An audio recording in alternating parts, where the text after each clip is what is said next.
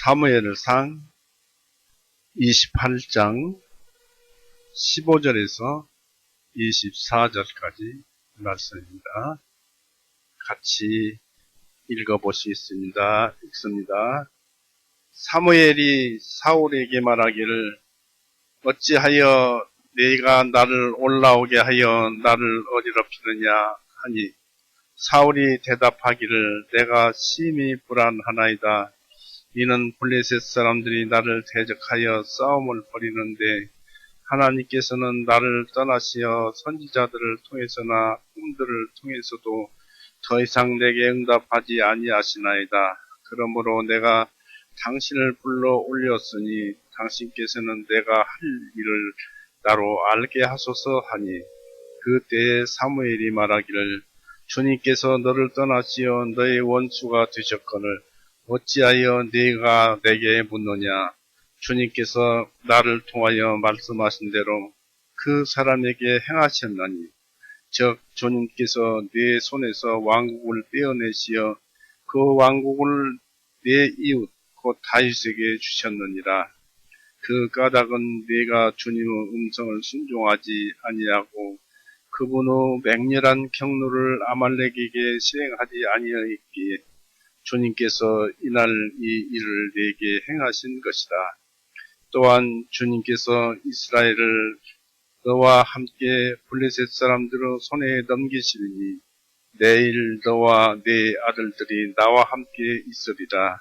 주님께서 이스라엘 군대도 블레셋 사람들의 손에 넘기시리라 하니 그때 사울이 곧 바로 땅에 완전히 쓰러졌으며 사울의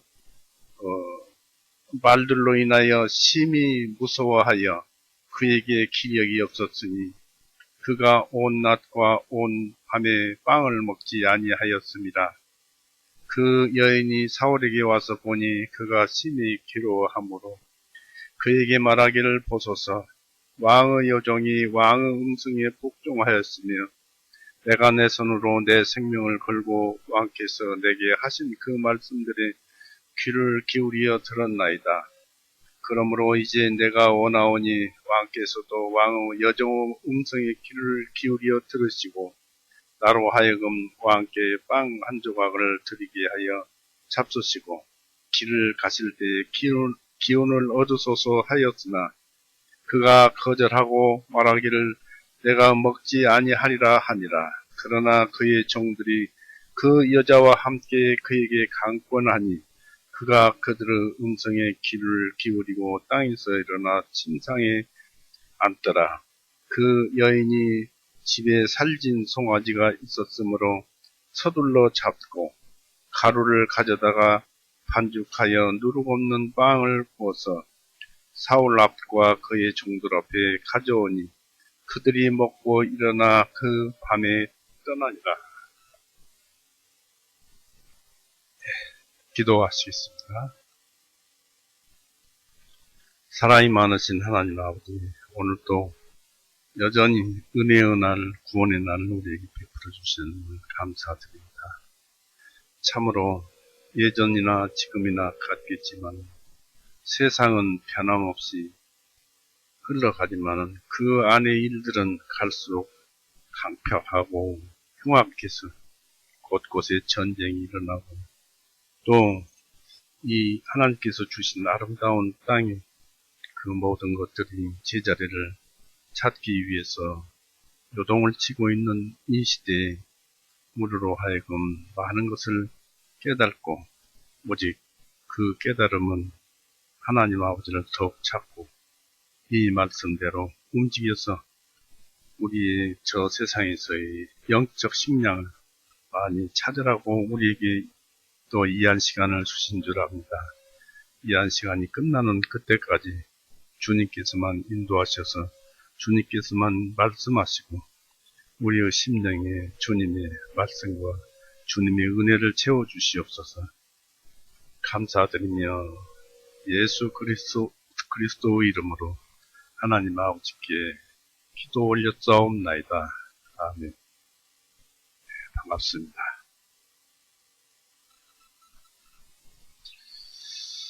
사무엘 28장 많은 뜻을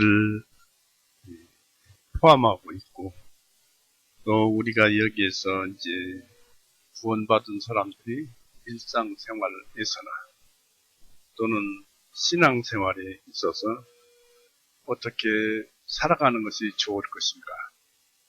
물론 이제 이 사무엘상 28장은 극단적인 면이 좀 있습니다만은 이로 인해서 확연히 드러나는 것이 우리에게 무엇을 조심하고 무엇을 가려서 우리가 취해야 할 것인가, 또 버릴 것은 무엇인가, 이런 것을 우리에게 가져다 줍니다.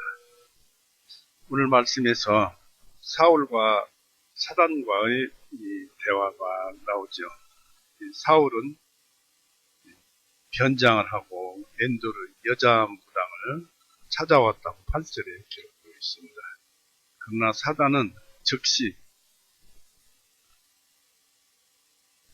그 정체를 발견하였습니다. 사울이 발견을 하였습니다. 그것도 12절에 기록되어 있습니다. 이 사단은 사무엘의 외투를 걸친 모습으로 변장을 하고 왔습니다. 그러나 사울은 그 모습을 직접 보지는 못했습니다. 이런 것이 이 세상 어둠의 권세자와 우리와의 싸움에서 우리가 불리한 점입니다. 사단을 알고 사단의 흉계를 우리 눈에 보이면 얼마나 좋겠습니까? 그러나 볼 수 없다는 점입니다. 이 사단은 우리에 대해서 그렇지만 너무 잘 알고 있어요. 우리는 그래서 그들의 괴계와 책략을 안 보이니까 잘 모릅니다. 왜냐하면 사단은 영의 세계에 있기 때문에 우리 눈에는, 육신의 눈에는 보이지 않는다는 것입니다. 이 사무엘로 가장한 마귀는 무엇 때문에 자기를 불렀느냐고 물었습니다. 15절에 그렇죠. 내가 어찌하여 나를 불러 올려서 나를 어지럽히느냐고 했습니다. 이 말에서 우리가 그 말하는 그 사무엘로 가장한 마귀인 것을, 악령인 것을 알 수 있습니다. 왜냐하면 무당은 의인들의 쉼을 어지럽힐 수가 없어요. 또 무당 마음대로 의인들을 이 세상으로 데려올 수가 없기 때문입니다. 더구나 참 사무엘 선지자라면 그런 마술적 주문에 의해서 참 사무엘은 굴복당하지 않을 것입니다. 그러나 사울에게 있어서는 사단의 술책이 딱 들어맞았습니다.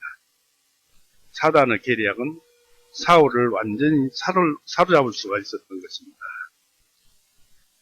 왜냐하면 이 사울이 엔돌로 찾아간 것은 자신을 속여주십시오, 나를 죽여주십시오 하고 스스로 찾아간 것이나 마찬가지이기 때문에 그렇습니다. 사울은 가짜 사무엘을 진짜 사무엘로 착각하고 그에게 자기의 위험과 두려움을 실토하였습니다. 마귀에게 실토를 했습니다. 그 내용의 요점은 나는 심히 조급합니다. 블레셋 사람들은 나를 향해서 전쟁을 하려고 쳐들어왔는데 나는 전쟁 준비가 안 되어서 어찌할 바를 모릅니다. 하지만 하나님께서 나와 함께 계신다는 표만 있다면 그들을 잘 막아낼 수 있겠습니다. 그러나 하나님은 나를 떠나셨습니다. 라고 사울이 거짓 사무엘에게 실토를 합니다. 이것은 실은 마귀에게 실토를 하는 것이죠. 이 사울은 모든 일에서 하나님의 도우심이 없다고 말한 것입니다. 또 사울은 그가 재난을 당하기 전에, 곧 블레셋 사람이 군대를 일으키기 전에는 하나님께서 떠나신 사실을 한탄하지 않았습니다. 나라가 침략을 당하고 나서야 비로소 하나님께서 그를 버리신 것을 알고 탄식한 것입니다. 우리도 그럴 것입니다. 어떤 어려움과 또 곤란한 환경에 처해서 마귀와 손을 잡고 걸어가다가 어려움을 만났어야 그때서야 내가 하나님을 떠났구나 한 것을 알 것입니다. 이 사울이 곧 자기들 형편이 좋을 때 하나님께 묻지 않는 사람들은 그들이 어려움을 당하고 난 뒤에야 하나님께서 자기들 기도에 귀를 기울이지 않으시고 또 꿈으로도 답하지 않으신다는 것은 물론이고 당신은 하나님의 선지자들 또 사자들을 보내시지 않으신다는 것을 미처 생각지 못합니다. 의인은 하나님의 도우심을 눈과 귀와 손으로 만져봅니다.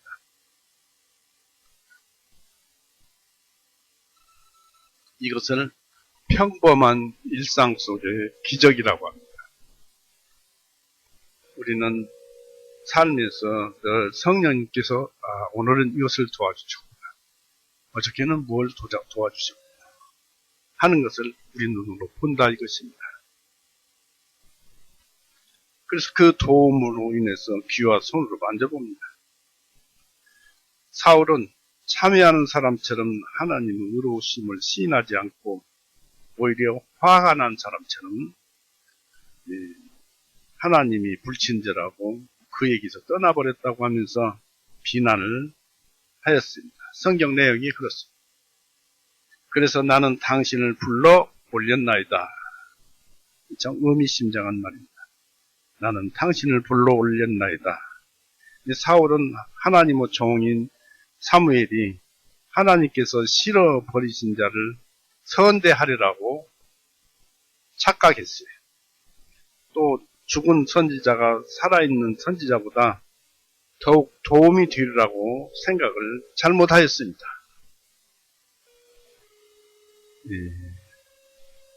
전도서 3장 11절 보십시오. 전도서 3장 11절에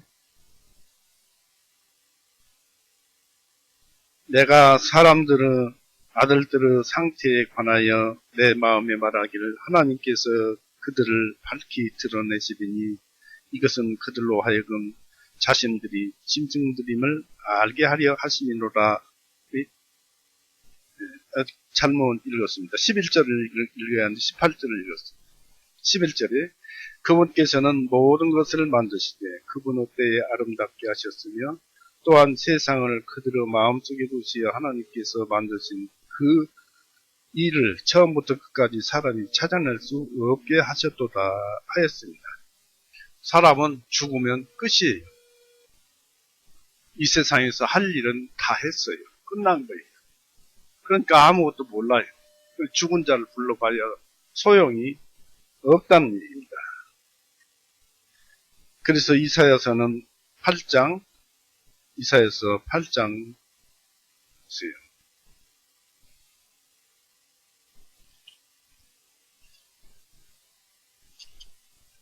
8장 19절에 그때 그들이 너희에게 말하리니 부리는 영을 지닌 자들과 제잘거리며 중얼거리는 마술사들에게 구하라 하리라. 백성이 자기들을 하나님께 구하여야 되지 아니하겠느냐. 산 자들을 위하여 죽은 자들이 구하여야 되겠느냐. 아무것도 할 수도 없고 일도 끝난 사람, 잠자는 사람들을 불러서 야 되겠느냐, 또 불러지느냐, 그런 얘기입니다. 여기서 우리는 사울이 사무엘의 이름을 거론하기는 했지만은 실상은 하나님보다 사울은 다른 어떤 곳으로부터 도움을 얻고자 했다는 것을 알 수 있습니다. 하나님도 안 도와준다, 선지자도 안 도와준다, 이런 식으로 말을 했잖아요. 그래서 사울의 속마음은 바로 하나님의 대적인 악마의 마귀의 도움을 받고자 했던 것입니다. 즉 하나님은 나를 버렸습니다. 그래서 나는 악마인 당신께 왔나이다 라는 것입니다. 사울의 생각은 만일 내가 하늘로부터 버림을 받으면 나는 지옥의 도움을 받겠다는 것입니다. 그래서 이런 자에게는 마땅히 지옥의 형벌이 또는 지옥에서 주는 고통이 뒤따를 것입니다. 이 사무엘의 겉옷을 걸친 마귀는 사울에게 차디찬 위로를 주었고 사울로 하여금 절망하고 또 하나님을 최고로 대적하는 자살을 하도록 이끌어 가기 위해 애를 썼습니다. 땅에서 올라온 자가 참 사무엘이었다면 사울이 물었을 때 그는 사울에게 너는 하나님께 회개하고 하나님과 화목하고 다윗을 불러서 왕위를 넘겨줌으로써 하나님의 자비를 얻도록 힘써보라고 참 사무엘이라면 그렇게 알려줬을 것입니다. 그러나 마귀는 이와는 반대로 사울의 경우가 절대로 희망이 없을 것처럼 보여주었습니다. 이 마귀는 인간에게 죄를 지으면 넌 끝이야, 이제 끝났어 라는 식으로 희망이 없다 라는 식으로 알려줍니다. 그러나 하나님은 그렇지 않습니다. 마귀는 가룟 유다에게 행한 것처럼 사울에게도 그렇게 하였습니다. 마귀는 가룟 유다를 유혹하고 다음에 괴롭혔습니다. 즉 먼저 가룟 유다에게 스승이신 예수님을 팔게 하고 그 다음에는 스스로 목을 매달게 하였습니다. 사탄과의 교제의 끝은 이런 식으로 끝이 납니다. 이익 볼 것이 하나도 없어요. 당장은 꿀이 뚝불처럼 달더라도 그 끝은 굉장히 고통스럽고 쓸 것입니다. 마귀는 대화의 시작부터 사울의 현재의 재난을 비난하였습니다. 16절 보세요. 이는 사무엘상 16절, 28장 16절이요. 그때 사무엘이 말하기를 주님께서 너를 떠나시어 너의 원수가 되실거늘 어찌하여 내가 내게 묻느냐. 그때 사무엘이 말하기를 하나님께서 너를 떠나시어 너의 원수가 되셨거늘 어찌하여 내가 내게 묻느냐라고 합니다. 하나님께서 사울로부터 떠나셨을 뿐만 아니라 사울의 대적이 되셨다고 했습니다. 그러므로 하나님으로부터 어떤 좋은 응답을 들을 수 없다고 하였습니다. 그런데 어찌해서 내게 묻느냐? 하나님이 너의 원수가 되셨거늘 내가 어찌 내 편이 될 수 있고 또 너를 떠나셨는데 내가 어떻게 너의 의논 상대자가 되겠느냐 하신 것입니다. 17절에는 다윗이 나라를 이어받도록 기름 부음을 받았다고 하면서 사울의 아픈 곳을 건드리면서 사울을 화나게 하고 사울을 비난을 하였습니다. 17절을 보십시오. 주님께서 나를 통하여 말씀하신 대로 그 사람에게 이 다윗을 가리킵니다. 행하셨나니 즉 주님께서 내 손에서 왕국을 떼어내시어 그 왕국을 내 이웃 곧 다윗에게 주셨느니라. 그 다윗을 죽이려고 40년 중 절반 이상을 40년 동안 왕노릇하면서 절반 이상을 다윗을 쫓아다니면서 죽이려고 애를 썼던 사람이 바로 사울입니다. 그러면서 이 다윗에게 기름 부음을 하나님께서 부으셨다라고 하면서 사울을 비난했어요. 사울의 귀에는 굉장히 화가 나고 불쾌하게 들렸을 것입니다.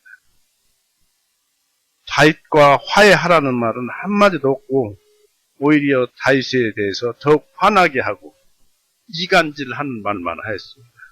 그러면서 마귀는 자기가 선지자의 사무엘이라고 믿게 하기 위해서 하나님께서 나를 통하여, 마귀가 직접 그렇게 얘기합니다. 하나님께서 나를 통하여 말씀하신 대로 그 다윗에게 행하셨느니라고 17절에 그렇게 말을 하고 있습니다. 마귀도 자신 있게 이 신앙에 대해서 이야기할 수 있고, 거짓 사도들을 그리스도의 사도로 꾸미고 그들의 용어를 흉내낼 수 있는 법을 가르쳐 줄 수 있습니다. 거짓 사도들의 주문에는 좋은 말만 들어있다고 말하지만, 우리는 그저 좋은 말 속에 우리가 어떤 그 단체를 보면은 통공이라는 말을 쓰는 단체가 있죠. 즉, 거짓 사도들의 주문에는 좋은 말만 들어있다고 말하지만, 우리는 그런 좋은 말 속에서 통공이라는 사악함이 숨어 있다는 것을 기억해야만 할 것입니다.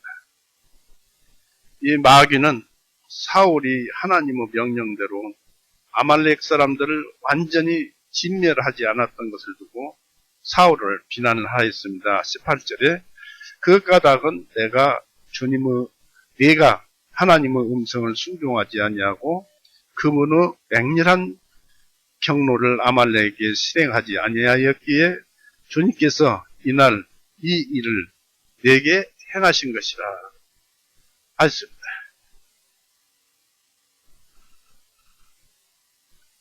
그러면서 당시 그 죄에 대해서 사무엘이 사울을 회개시키고자 책망했으나 사단은 사울에게 그 죄를 변명하도록 도와주었습니다. 그리고 지금에 와서는 사울에게 하나님의 자비를 기대하지 못하도록 그 죄가 너무 커서 돌이킬 수 없는 죄가 되었다는 듯이 말을 했습니다. 그러나 이 세상에 아무리 큰 죄가 있어도, 우리가 도저히 이해가 안 되는 무섭고 큰 죄를 지었어도 하나님을 믿기만 하면은 하나님께서는 용서해 주신다는 것입니다. 예수님만 믿으면 되는 거예요. 예수님은 죄를 용서하신 그 업적을 성령님의 도움으로 믿음을 받고 또 인치심을 받으면 곧 죄사함을 받고 영생을 얻는 것입니다. 그러나 사단은 그런 말을 할 수가 없지요. 사단은 용서받을 수가 없으니까요. 이 마귀의 유혹에 귀를 기울인 자가 무엇을 받게 되는가를 봅니다. 바로 마귀 자신이 비난자가 되어서 사울을 모욕했습니다. 그렇습니다. 마귀에게 귀를 기울이면은 결국 마귀는 우리에게 욕만 해요. 그리고 다른 사람들에게 악을 행하도록 꾀이는 자들은 누구를 닮았는가를 우리는 살펴봐야 할 것입니다. 바로 남을 꼬여서 죄를 짓게 하는 그가 바로 마귀입니다. 마귀의 노예가 되어서 마귀입니다. 우리는 현실에서 마귀와 수도 없이 부딪히지만은 잘 모르고 지나치고 죄도 집니다. 한 예로 우리가 무엇을 하다가 분노할 때 짓기 쉬운 가장 큰 죄는 무엇이냐 하면 그 분노가 활활 불타오도록 내버려두는 죄가 큰 죄입니다. 그리고 화났을 때는 바로 그 자리에서 그쳐야지 이 화를 돋군다든지 스스로 화를 타오르도록 내버려두는 것, 이것이 큰 죄입니다. 이처럼 이 불타는 그 죄된 분노를 가슴속에 품는다는 것은 결국 마귀를 불러들이는 것과 같습니다. 욕심의 속삭임 소리를 내게 하는 그 자가 바로 마귀입니다. 우리는 성경이라는 거울에 항상 육신의 속살거림, 마귀의 그 정체를 찾아봐야 할 것입니다. 우리가 지난번에 이 사무엘상 28장을 읽으면서 우리는 누구인가에 있어서 우리의 그 나라는 것은 사울과 같고 또 나에게 여러 가지 죄를 짓도록 속살거리는 것은 육신과 같고 또 그 속살거리는 것을 누가 조종을 하느냐면 마귀가 하는 것이라는 것을 우리가 지난주에 얘기를 했습니다. 이게 똑같습니다. 야고보서 1장 한번 보세요.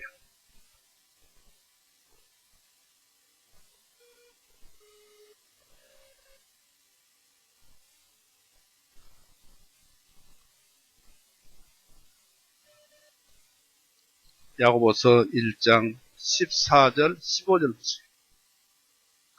오직 각 사람이 자기 자신의 욕심에 이끌려 욕을 받을 때 미혹에 빠지게 되나니 그러므로 욕심이 잉태한 즉 죄를 낳고 죄가 장성한 즉 사망을 낳는다. 즉 각 사람이 자기 자신의 욕심에 이끌려 그랬습니다. 처음에 욕심이 생겨났을 때 그 욕심을 더 활활 타오르도록 내버려 두는 것을 큰 죄를 짓는 것이라고 했습니다. 그러니까 처음에 욕심이 생기면 욕심을 딱 끊어야 됩니다.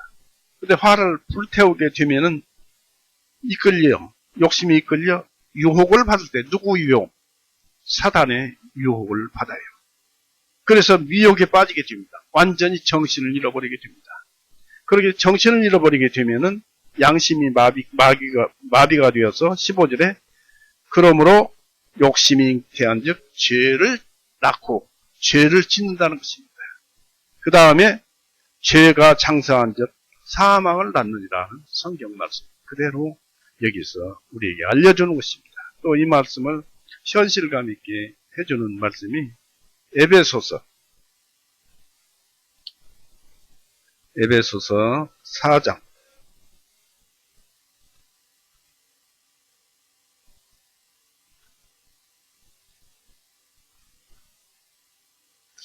에베소서 4장 26절을 보세요. 너희는 화가 날지라도 죄는 범하지 말고 해가 지도록 너희의 분노를 품지 말며 분노를 계속 화를 태우지 말라는 것입니다. 그러면서 27절에 그 마귀에게 여지를 주지 말라. 틈을 주지 말라. 너희가 화를 계속 내면 마귀가 결국 조종을 해서 죄를 짓게 한다는 그런 얘기입니다.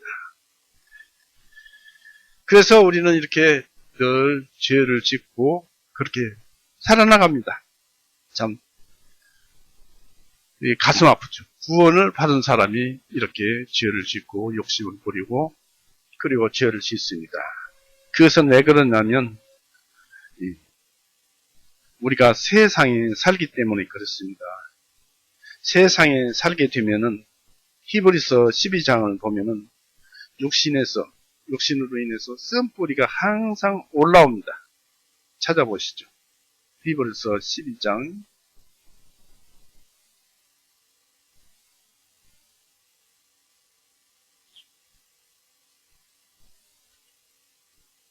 15절 보세요. 히브리서 12장 15절을 참으로 12장 15절에 너희는 부지런히 살펴서 누구든지 하나님의 은혜에 미치지 못하는 자가 없게 하고 또 쓴뿌리가 돋아나서 너희를 괴롭히거나 그로 인해서 많은 사람이 더럽혀지지 아니하게 할지니 했습니다. 부지런히 살피라는 것입니다. 믿음 안에서. 그래서 누구든지 하나님의 은혜에 미치지 못하는 자가 있게 못하는 자가 없게 하고 그 쓴뿌리가 돋아나서 내 마음이 세상에 가 있으면 육신에 가 있고 세상에 가 있으면 마귀는 그것을 이용해서 나로 하여금 이 육신을 통해서 죄를 짓게 합니다. 욕심을 부리고 내게 하는 겁니다. 이것이 쓴뿌리예요. 그럴 때 어떻게 하느냐 하면 이것이 이제 처방법이 중요합니다. 출애굽기 12장 보세요.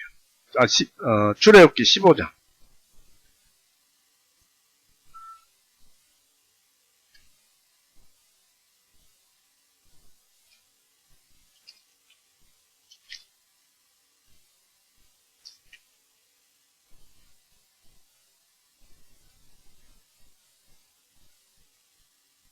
출애굽기 15장 22절 보십시오. 22절 15장 23절부터 봅니다. 출애굽기 15장 23절 그들이 마라에 이르렀을 때 출애굽 당시죠. 마라에 이르렀을 때 그들이 마라 물이 써서 그 물을 마실 수 없었으므로 그 이름을 마라라 불렀더라. 백성들이 모세에 대하여 불평하여 말하기를 우리가 무엇을 마시랴 하므로 그가 주님께 부르짖었더니 주님께서 그에게 한 나무를 보여주십니다. 그가 그 물에 나무를 던지며 이제 모세죠. 그 물에 나무를 던지며 그 물이 달게 되니라.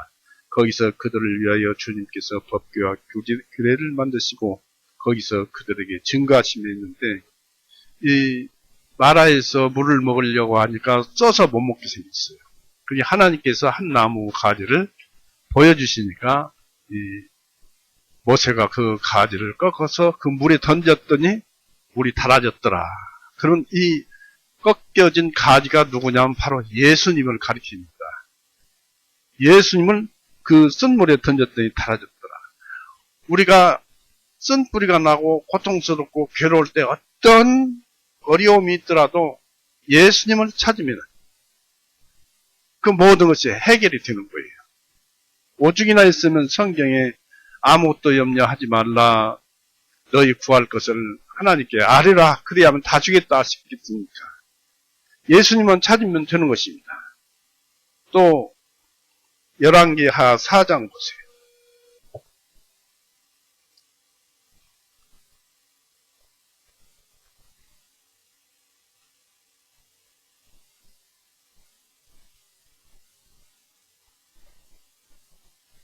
열왕기하 4장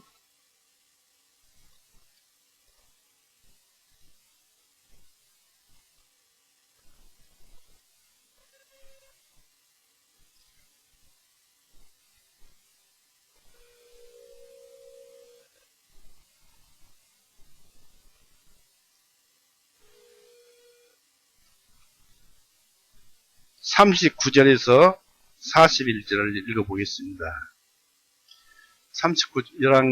열왕기하 4장 39절에서 41절을 읽어보겠습니다. 그때 한 사람이 채소들을 캐려고 들러 나가 거기서 야생 덩굴을 발견하고 야생 박들을 따서 그의 옷자락에 가득 담아와서 국 끓이는 솥에 썰어 넣었으니 이는 그들이 그것을 알지 못하였기 때문이라. 이와 같이 그들이 사람들에게 먹게 하려고 퍼주었더니 그들이 국을 먹다가 소리질러 말하기를 오 당신 하나님의 사람이여 그 솥에 죽음이 있나이다 하고 그들이 먹지 못하니라. 그러나 엘리사가 말하기를 가서 가루를 가져오라 하여 그것을 그 솥에 던져놓고 말하기를 사람들에게 퍼다 주어 먹게 하라 하매 그 솥에 해로운 것이 더는 없어지니라. 이 가루가 예수님께서 이 세상에 와서 우리를 위해서 부서지시고 죽으신 바로 예수님을 가리키는 것입니다. 그러니까 어떤 쓴 물, 죽을 물이라도 예수님의 그 구원의 복음, 또 예수님의 하신 말씀이 거기에 들어가면 용서 못할 것이 없고 은혜 못 받을 것이 없습니다. 물론 당연히 여기에는 아주 깊은 마음속 깊은 참회, 회개가 있어야 되겠죠. 이렇습니다. 우리가 육신이 자꾸만 그 속살거려 올 때 이 마귀가 충동질 하는 것이니까 그런 것들이 우리에게 달려들 때에는 쓴뿌리가 두달릴 때는 성경을 보면 됩니다. 기도를 하면 됩니다. 간구를 하세요. 그러면 되는 거예요. 그런데 이렇게 하기가 힘들 것 같지만은 실상은 참 쉬워요. 쉬운 것이 이것입니다. 성경책 보고 기도하고 그러면 되지 않겠습니까? 큰 일을 하라는 것도 아니잖아요. 마음의 평안을 얻을 것입니다.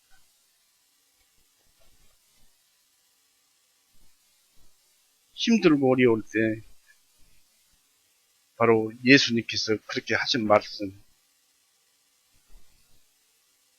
이런 말씀이 있습니다. 빌립보서 4장 보십시오. 아무것도 그냥 걱정하지 말라는 것입니다. 말씀에 들어가라는 것입니다.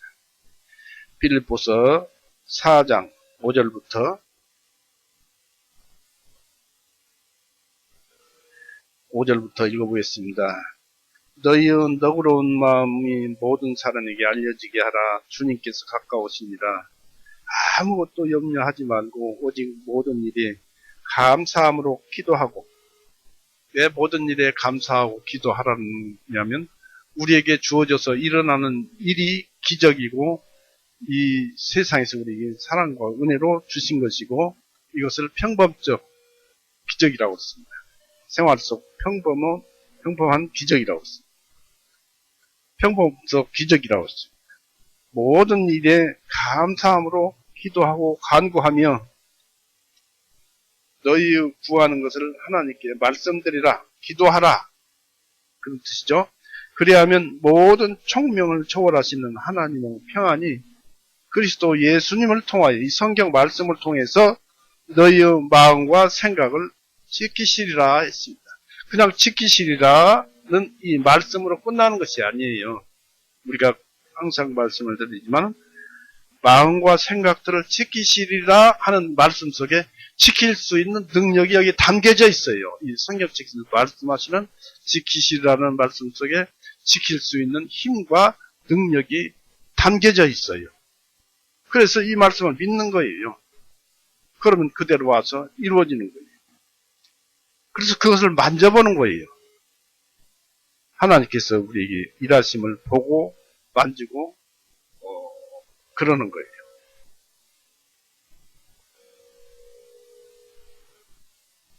이 마귀는 사울의 멸망에 가까웠다는 것을 예언을 했습니다.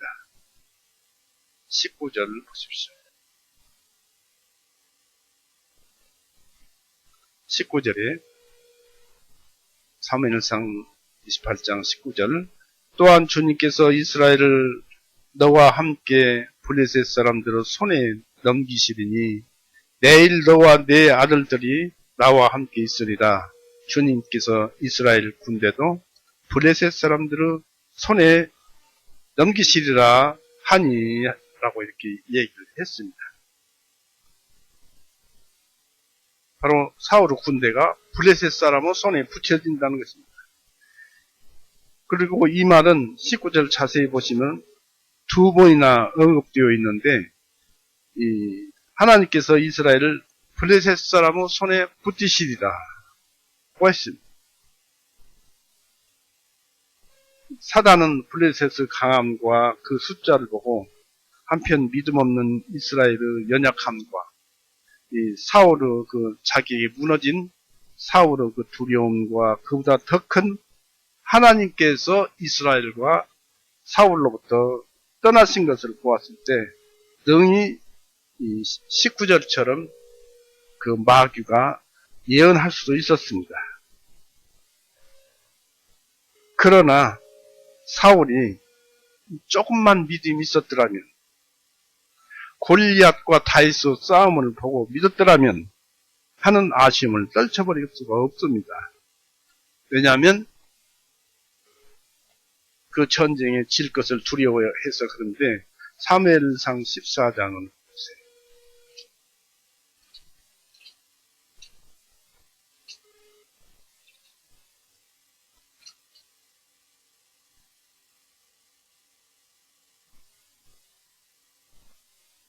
사무엘서 14장 찾았죠?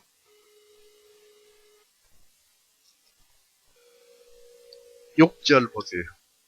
6절, 요나단이 그의 무기를 든 청년에게 말하기를, 오라, 우리가 이 할례 받지 아니한 자들의 수비대에게 건너가자. 주님께서 우리를 위하여 일하실까 하노라. 주님의 구원하심은 사람이 많고 적은 것에 제한받지 아니하심이라 하니 있습니다. 믿으면 이 세상에 어떤 힘들고 어렵고 고난과 이런 것들이 나에게 수없이 닥친다 해도 그런 것들은 아무것도 아니다 라는 것을 여기서 말을 하고 있습니다. 그리고 이 말씀을 하실 때 이 말씀 속에 그냥 말씀으로 끝납니까?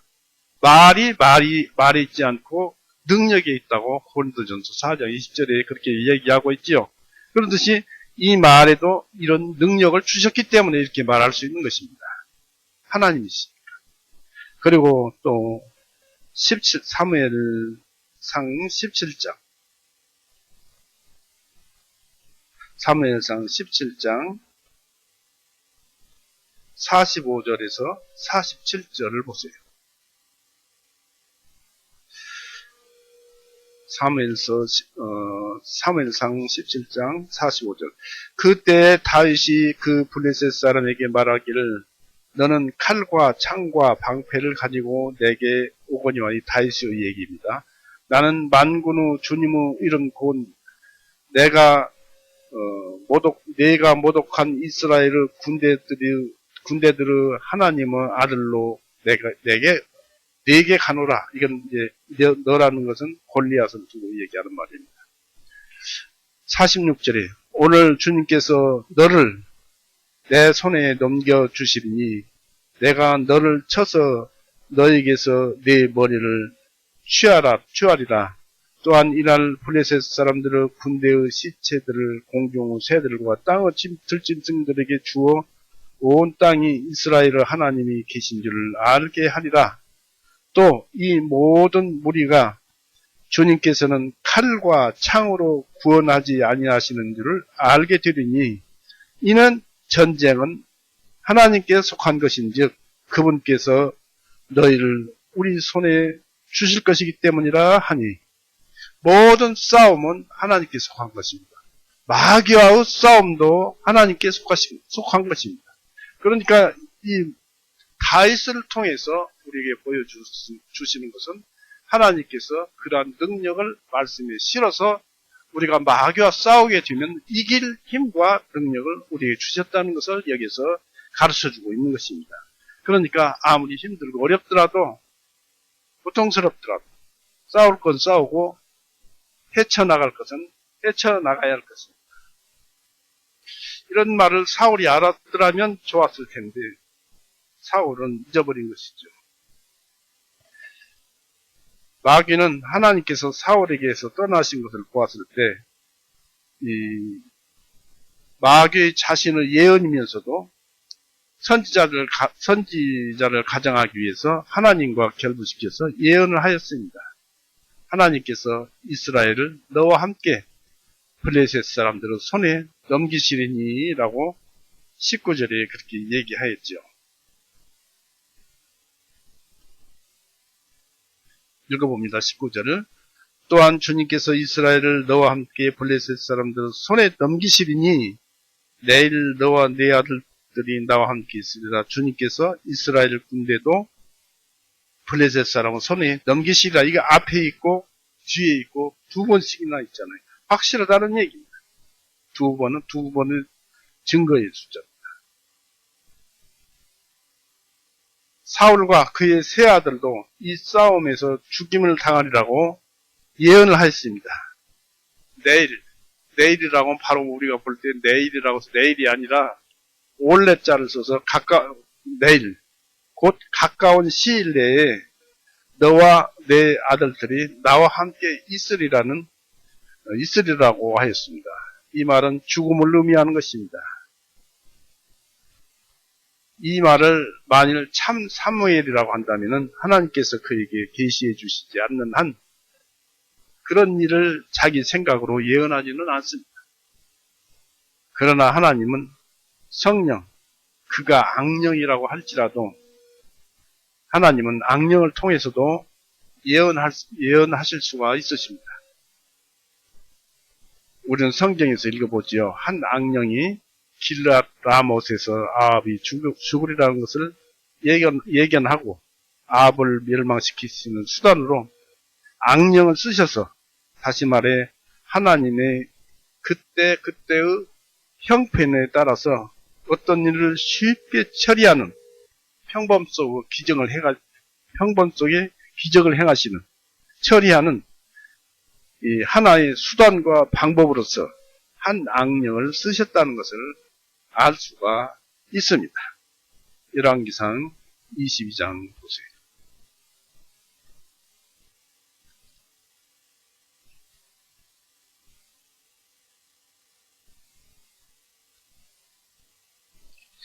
열왕기상 22장 20절에서부터 읽어볼 것입니다. 열왕기상 22장 20절 주님께서 말씀하시기를 누가 아합을 설득하여 그로 하여금 라못 길르앗에 올라가서 쓰러지게 할 것인가 하시니 한편은 이렇게 말하고 다른 한편은 저렇게 말하였는데 한 영이 나와서 주님 앞에 서서 말하기를 내가 그를 설득하겠나이다 하니 주님께서 그에게 말씀하시기를 어떻게 하겠느냐 하시니 그가 말하기를 내가 나가서 그의 모든 선지자들의 입에 한 거짓말하는 영이 되겠나이다. 마귀는 거짓말하는 영이 되어요. 우리에게 거짓말하는 사람은 마귀의 영이 우리에게 역사하려고 우리를 꼬이려고 하는데 우리는 조심해야 합니다. 거짓말하는 영이 되겠나이다. 하므로 주님께서 말씀하시기를 얘가 그를 설득하여 이루리라 나가서 그렇게 하라 하셨나이다.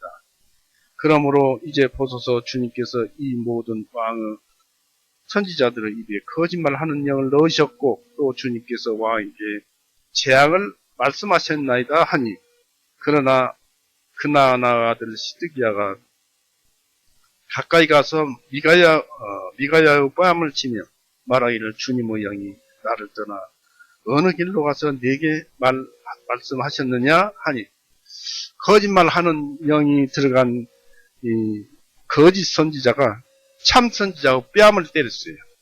그래서 이 왕이 속아서 결국에는 아합이 화살을 맞고 죽었어요. 이처럼 이 하나님께서도 그때그때 형편에 따라서 이렇게 마귀를 사용하신다는 것입니다. 그렇다면은 마귀는 하나님의 허락을 받고 사울을 파멸을 시키는 한 방편이 된 것입니다. 평범스러운 진리의 한 도구로서 쓰임받은 것입니다.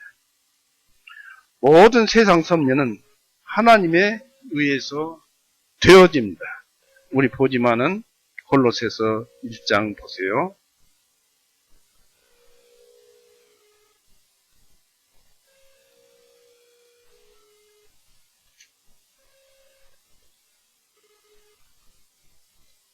골로새서 1장 16절에서부터 봅니다. 그러나 내가 긍휼을 입은 것은 이런 연유이니 내 안에서 예수 그리스도께서 먼저 온전히 오래 참으심을 보여주시어 앞으로 그분을 믿어 영원한 생명에 이르게 될 자들에게 본이 되게 하십니다.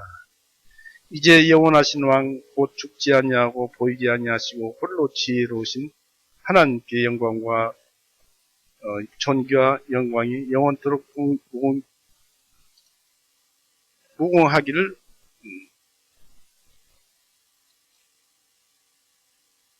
제가 성경이 오래돼서 페이지수를 잘못 찾습니다. 골로새서 1장 16절부터 17절을 보겠습니다. 이는 모든 것들이 그분에 의하여 창조되었기 때문이다. 이 그분 예수님입니다. 곧 말씀을 통해서 창조되었다는 얘기입니다. 창조되었기 때문이라 하늘에 있는 것들과 땅 위에 있는 보이는 것들과 보이지 아니하는 것들과 왕자들이나 주권들이나 정사들이나 권세들이죠. 권능들이나 모든 것이 그분에 의하여 창조되고 또 그분을 위하여 창조되었느니라. 그분은 모든 것들보다 먼저 계시고 모든 것들은 그분에 의하여 존속하고 있느니라. 살아가고 있느니라. 존재하고 있느니라 라는 뜻입니다. 그래서 세상 섭리라는 것은 세상이 굴러가는 그 상태, 하나의 이치에 따라서 세상이 되어져 나가는 것. 이 모든 세상 섭리는 하나님에 의해서, 곧 예수님에 의해서, 곧 말씀에 의해서 이루어지는 것입니다. 이 아합을 충동하였던 그 마귀가 사울을 위협하였고 또 그 두 왕을 모두 쓰러뜨렸을 것입니다. 이처럼 사단의 그 세대간의 노인자들은 비참하고 불쌍합니다. 왜냐하면 사단 아래에 있는 사람들은 노하든지 웃든지 어떻게 살든지 그들의 다툼이 그침이 없을 것이기 때문에 그렇습니다. 잠언서 29장 보세요.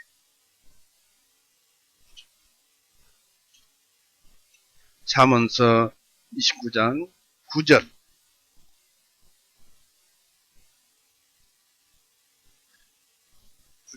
만일 지혜로운 사람이 어리석은 사람과 다투면 그가 성내든지 웃든지 간에 그 다툼에는 쉼이 없느니라 했습니다. 이렇습니다. 그래서 지혜 있는 사람들은 피해야 하죠. 이제 사울의 낙담에 대해서 알아보겠습니다. 사울의 낙담은 25절까지 나오는데요.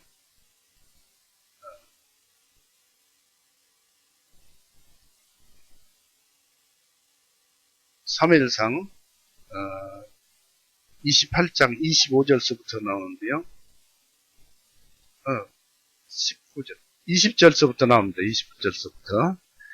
20절에 그때 사울이 곧바로 땅에 완전히 쓰러졌으며 사무엘의 말들로 인하여 심히 무서워하여 그에게 기력이 없었으니 그가 온 낮과 온 밤에 빵을 먹지 아니하였습니다. 땅에서 올라온 거짓 사무엘의 말을 듣고 기절을 해버린 거예요. 한마디로 사울이. 그래서 사울이 마귀로부터 무서운 소식을 어떻게 받아들였는가를 우리는 살펴봐야 합니다. 이 사울은 그가 할 일을 알기를 원해서 왔습니다. 15절에 내가 알고 싶어서 왔다고 그랬죠. 그가 할 일을 알기를 원해서 어떻게 하면 자기도 살고 전쟁을 잘 슬기롭게 버티고 이겨낼까 하는 것을 알기를 원했습니다. 그러나 이 거짓 사무엘로 인해서 사울에게 들려진 이야기는 그런 것을 방법을 내주는 것이 아니라 사울이 내가 장차 어떻게 되리라는 이야기뿐이었습니다. 하나님이나 하나님께서 세우신 방법 이외에 다른 어떤 자문이나 위로를 받고자 하는 자들은 필경 여기 사울처럼 실망하기가 쉽습니다. 왜냐하면 하나님의 말씀은 그대로 되어지기 때문에 약속의 말씀은 그대로 이루어지기 때문입니다. 말씀 속에 능력이 같이 함께하고 있기 때문입니다. 그래서 하나님께서 세우신 방법 이외에 다른 어떤 자문이나 바로 땅속에서 사무엘을 불러올린 사울 같은 그런 이상한 방법이나 그렇게 해서 위로를 받고자 하는 자들은 점쟁이라고 해서 그렇습니다만 귀신은 또 있도 않지만은 마귀를 불러서 이렇게 일을 하려는 자들은 사울처럼 실망하기가 쉽다는 얘기. 이제 사울은 두려움이란 무거운 짐에 억눌리게 되었습니다. 사울은 온 낮과 온 밤을 아무것도 먹지 못했기 때문에 마귀의 말을 그대로 듣고 버틸 수가 없었습니다. 먹을 음식이 없어서가 아닙니다.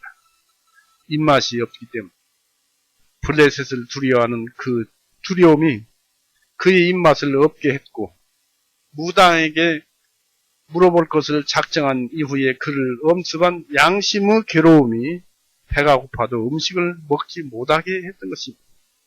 양심이 괴로워서. 이 무당에게 물어본다는 이것 때문에 엄습해오는 새로운 두려움의 노예가 되었던 것입니다. 블레셋 사람의 화살이 사울을 꿰뚫은 것처럼 사울은 갑자기 땅에 온전히 쓰러져 버렸습니다. 기진해버렸어요. 사울은 이제 더 이상 무당의 이야기를 들을 필요가 없었습니다. 무당에게 위로받고자 하는 자는 하나님께서 그 죄인들에게 무서운 공포의 말씀을 들려주시면서 그러나 그 순간 그들이 회개하기만 하면은 하나님 품에 들어갈 수 있는 희망의 문을 열어주십니다. 하지만 지옥에 떨어지는 자들은 빛을 발견하지 못하고 어둠만 있는 줄로 압니다. 신하들과 무당 여인이 사울을 강권해서 떡을 먹여서 기운을 차리게 함으로써 사울은 자기 진영까지 돌아가게 하였습니다. 무당은 사울의 그 쓰러지는 소리와 신음소리에 사울에게 달려왔다고 20절, 21절 보겠습니다. 21절 보겠습니다. 그 여인이 사울에게 와서 보니 그가 심히 괴로워함으로 그에게 말하기를 보소서 왕의 여종이 왕의 음성에 복종하였으며 내가 내 손으로 내 생명을 걸고 왕께서 내게 하신 그 말씀을 귀를 기울여 들었나이다 했습니다. 이 무당은 겁을 많이 냈었습니다. 이 사울을 되돌려 보내려고 애를 많이 썼어요. 사울이 만약에 그 무당 집에서 죽기라도 한다면 거기에 보태져서 자기도 죽을 것 아니겠습니까? 죽을 것이라고 생각을 했습니다. 이렇게 사탄은 자기의 사람이라고 하더라도 쓰고 버려버립니다. 죽든지 살든지. 무당을 써서 사울에게 얘기했지만은 쓰고 난 뒤에는 무당이 죽든지 살든지 사탄은 관여하지 않습니다. 사탄에게 쓰임받은 사람은 그렇습니다. 죽든지 말든지 사탄은 관여하지 않습니다. 무당이 사울을 도운 것은 어떤 친절심에서가 아니었습니다. 참으로 사울은 잘못된 위로를 구하려다가 더욱 비참한 꼴이 되었습니다. 무당은 사울의 기운을 차리게 하려고 많은 노력을 하였지만은 이 무당의 말에는 무당 곧 자기 생명을 아끼지 않고 왕의 말을 들었으니 이제는 자기의 말도 들어줘야 한다면서, 왜냐하면 왕이 죽으면 안 되니까, 자기도 죽으니 사울에게 음식 먹을 것을 강권하였습니다. 그러므로 22절에 그러므로 이제 내가 원하오니 왕께서도 왕의 여종 음성에 귀를 기울여 들으시고 나로 하여금 왕께 빵 한 조각을 드리게 하며 잡수시고 길을 가실 때 기운을 얻어서 하였으나 했습니다. 그런데 그 무당에게는 곡식을 떠는 송아지가 있었습니다. 자기에게는 무척 소중한 소였지만은 그 소중한 송아지를 잡아서 음식을 대접하는 것이 24절에 나오는데, 이 무당 여인은 애써서 점쳐주고 불러주고 손에는 손에대로 다 보고 그랬습니다. 24절 보십시오. 23절, 24절. 기운을 얻어서 하였으나 23절에 그가 거절하고 말하기를 내가 먹지 아니하리라 하니라. 그러나 그의 종들이 그 여자와 함께 그에게 강권하니 그가 그들의 음성에 귀를 기울이고 땅에서 일어나 침상에 앉더라. 그 여인이 집에 살찐 송아지가 있었으므로 서둘러 잡고 가루를 가져다가 반죽하여 누룩없는 빵을 구워서 사울 앞에 그의 종이 앞에 가져오니 그들이 먹고 일어나 그 밤에 떠나니라 했습니다. 사울은 먹지 않겠다고 했습니다. 사울은 전장에서 칼에 맞아 명예롭게 죽기보다는 명예롭지 못하게 굶어 죽는 길을 택하고자 했습니다. 그러나 이 상처받은 마음은 아무리 음식이 맛이 있다 해도 소용이 없었을 것입니다.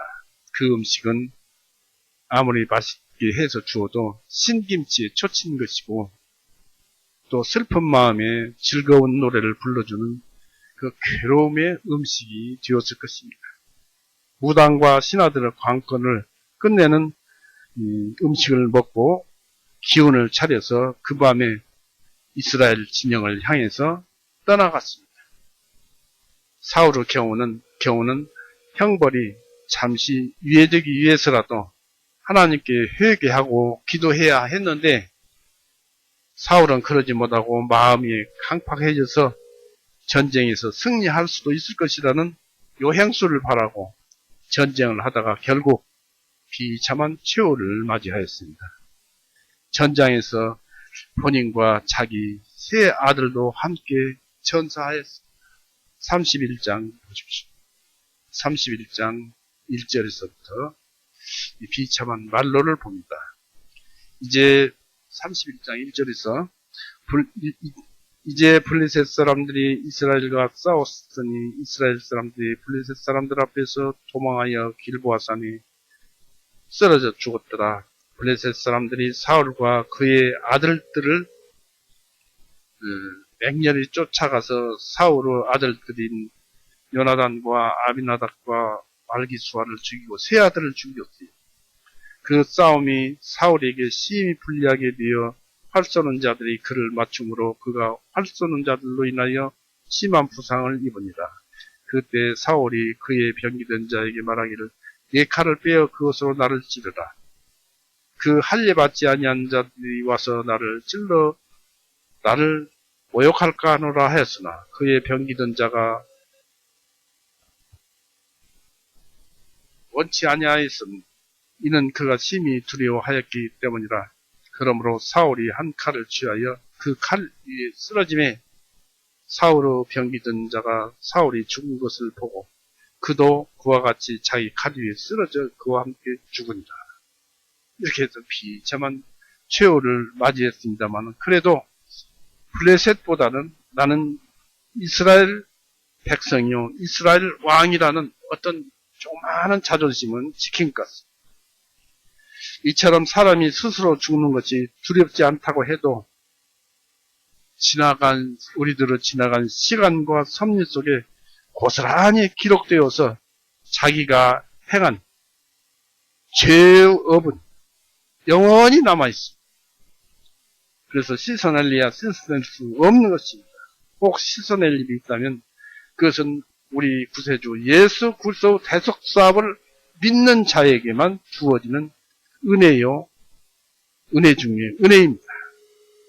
그렇게 예수님 대속사업이 믿어질 때 예수님 피 흘리시고 죽으신 것이 우리의 죄를 대속하신 것이 성령님에 의해서 완전히 믿어질 때 물론 죄는 참여해야 회개해야 되겠습니다만은 그럴 때 영생이 우리에게 주어집니다. 우리는 다시 다시 태어났으므로 예수님을 많이 압시다. 그것이 천국에서 우리 모습입니다. 성경 말씀은 말이 있지 않고 능력이 있기 때문에 이 말씀 속에 능력이니까 이 말씀을 어느 한 구절이라도 어려울 때 붙들고 읽을 때 그 말씀이 어떤 능력을 담고 있는가를 생각해 보십시오. 하나님의 말씀의 능력은 그대로 이루어집니다. 그래서 이 성경은 놀라운 성경입니다. 고린도전서 13장 보십시오. 우리가 이 세상에 신앙적으로 살아서 영적으로 자라나는 그대로 거기까지만 우리는 그대로 예수님을 보는 것입니다. 고린도전서 13장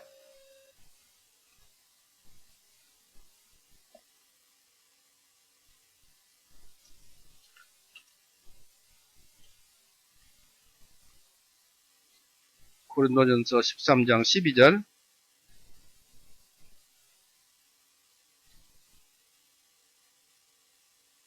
지금은 고린도전서 13장 12절 지금은 우리가 거울을 통하여 희미하게 보나 그때에는 얼굴을 마주 볼 것이요. 지금은 내가 부분적으로 아나 그때에는 내가 알려진 것 같이 나도 알게 되리라. 내가 알려진 것 같이라는 것은 내가 하나님의 말씀을 믿은 만큼 우리는 예수님을 바라볼 수 있는 것입니다. 믿음 이상은 알 수가 없죠. 우리가 믿음 이상만 바라보는 것입니다. 기도하시겠습니다. 사랑이 많으신 하나님 아버지, 오늘도 은혜 가운데서 사울을 본보기로 하여 우리가 어떠한 신앙생활을 살아야 할 것인가, 또 이러한 고통 속에서 우리에게 감사하게도 주어진 것은 우리가 믿음 하나, 그것을 얻었다고 이렇게 크신 은혜를 주셨습니다. 예수님께서 이 세상에 오셔서 우리의 모든 죄를 갚으시고 이제 하늘 보좌 우편에서 우리에게 은혜를 베풀어 주시면서 오직 이 믿음 하나로만 살아가기를 원하오며 또 그것 때문에 항상 우리에게 쓴뿌리가 돋아나고 괴로움과 많은 어려움과 양심을 괴롭게 하는 이런 고통들이 오지만은 이 믿음 하나로 인해서 모든 것을 물리칠 수 있는 능력을 주셨음을 감사드립니다.